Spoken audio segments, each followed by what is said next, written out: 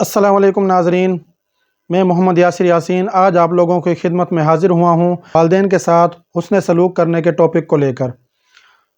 तो अगर आप लोगों ने अभी तक मेरी वीडियो को लाइक और शेयर नहीं किया है तो इसको लाइक और शेयर कर दें, मेरे चैनल को सब्सक्राइब कर लें और बेल वाली बटन पर क्लिक कर दें ताकि हर आने वाली नई वीडियो आप लोगों तक पहुँचती रहे। तो आइए चलते हैं टॉपिक की तरफ। अल्लाह रब्बुल इज़्ज़त ने इंसानों के मुख्तलिफ़ रिश्ते बनाए हैं। मर्दों में से किसी को बाप बनाया है तो किसी को बेटा, और औरतों में से किसी को माँ का दर्जा दिया है तो किसी को बेटी बनाया है। और भी बहुत से रिश्ते अल्लाह पाक ने बनाए हैं, और इन रिश्तों को बनाने के बाद अल्लाह पाक ने तमाम रिश्तों के हकूक़ मुकर्रर किए हैं और हम पर लाजिम किया है कि हम इन रिश्तों के हकूक़ जो हैं वो अदा करें। जैसा कि अल्लाह ताला ख़ुद कुरान पाक में फ़रमाता है कि मेरी बंदगी करो और मेरी इताअत करो। इसके फ़ौरन बाद अल्लाह ताला हमें हुक्म देता है कि वालिदैन के साथ हुस्न सलूक के साथ पेश आओ। ये इस बात की तरफ इशारा है कि रिश्तों में सबसे बड़ा हक़ वालिदैन का है। वालिदैन से हुस्न सलूक का हुक्म अल्लाह ताला कुरान पाक में किस तरह से देते हैं। अल्लाह ताला वालिदैन के साथ हुस्न सलूक का जो हुक्म देते हैं उसका मफ़हूम है कि और तेरे रब ने यह हुक्म दिया है कि इसके सिवा किसी की इबादत मत करो, और अपने माँ बाप के साथ हुस्न सलूक से पेश आओ। अगर वो तेरी ज़िंदगी में बुढ़ापे को पहुँच जाएं, चाहे उनमें एक पहुँचे या दोनों, और उनकी कोई बात तुझे नागवार गुज़रे तो उनसे कभी उफ भी मत करना, और उनसे झिड़क कर मत बोलना, और उनसे खूब अदब से बात करना, और उनके सामने शफ़क़त से इनकिसारी के साथ झुके रहना, और यूँ दुआ करते रहना, ए हमारे परवरदिगार तू उन पर रहमत फरमा जैसा कि उन्होंने बचपन में मुझे पाला है। सिर्फ ज़ाहिरदारी नहीं करनी बल्कि दिल और जान से उनका एहतराम करना है। तुम्हारा रब तुम्हारे दिल की बात खूब जानता है, और अगर तुम सआदतमंद हो तो वो तौबा करने वालों की ख़ताएँ बकसरत माफ़ करने वाला है। इस आयत करीमा में अल्लाह जल्ल जलालहू ने सबसे पहले अपनी बंदगी और इताअत का हुक्म इरशाद फरमाया है कि मेरे अलावा किसी और की इबादत नहीं करनी, मेरे साथ किसी को शरीक नहीं ठहराना, यानी कि खालिस अल्लाह ताला की इबादत करनी है। और उसके फ़ौरन बाद फरमाया अपने वालिदैन के साथ हुस्न सलूक से पेश आओ। औलाद को ये सोचना चाहिए कि वालिदैन ना सिर्फ उसके वजूद में आने का सबब हैं बल्कि आज जो कुछ भी वो हैं वालिदैन की बरकत की वजह से हैं, जिन्होंने औलाद की खातिर हर तरह की तकलीफ़ बर्दाश्त की, दुख बर्दाश्त किया, मुशक्क़त की, और तब जाकर अपनी औलाद को उन्होंने परवान चढ़ाया, उनकी परवरिश की। और बाज़ औक़ात तो वालिदैन जो हैं अपने आराम, राहत, अपनी खुशी और ख्वाहिश हर चीज़ को कुर्बान कर देते हैं अपनी औलाद की खातिर। सबसे ज़्यादा मेहनत और मुशक्क़त और तकलीफ़ माँ बर्दाश्त करती है। अल्लाह ताला इरशाद फरमाता है व वस्सैनल इंसान बिवालिदैहि इहसाना हमलतहु उम्मुहु कुरहन व वदअतहु कुरहा। उस माँ ने तकलीफ़ झेल कर उसे पेट में रखा और तकलीफ़ झेल कर उसे जना।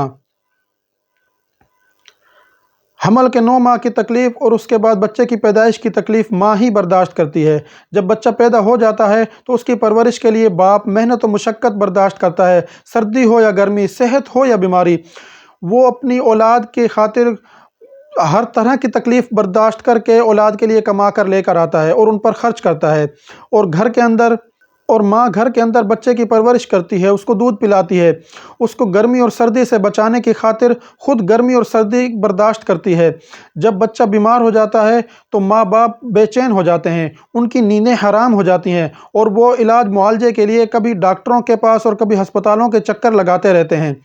गर्ज़ वालिदैन अपनी राहत और आराम को बच्चों की खातिर कुर्बान करते हैं। इसलिए अल्लाह ताला ने जहां अपना शुक्रिया अदा करने का हुक्म दिया है वहीं वालिदैन का शुक्र अदा करने का भी हुक्म दिया है।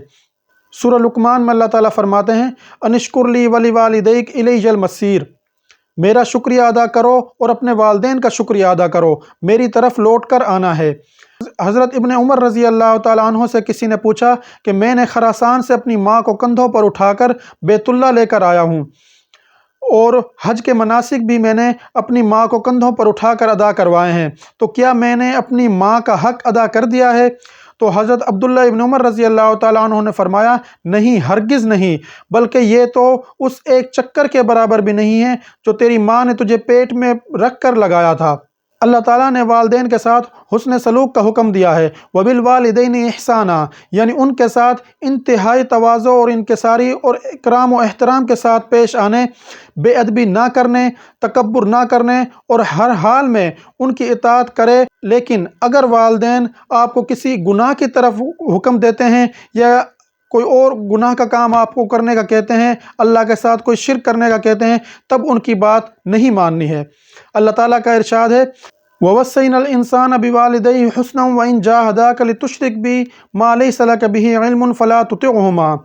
ہم نے انسان کو اس کے ماں باپ کے ساتھ نیک سلوک کرنے کا حکم دیا ہے، اور ساتھ یہ بھی بتا دیا ہے کہ اگر وہ تجھ پر اس بات کا زور ڈالیں کہ تو ایسی چیز کو میرے ساتھ شریک ٹھہرائے جس کے معبود ہونے کی تیرے پاس کوئی دلیل نہیں ہے، تو ان کا کہنا مت ماننا۔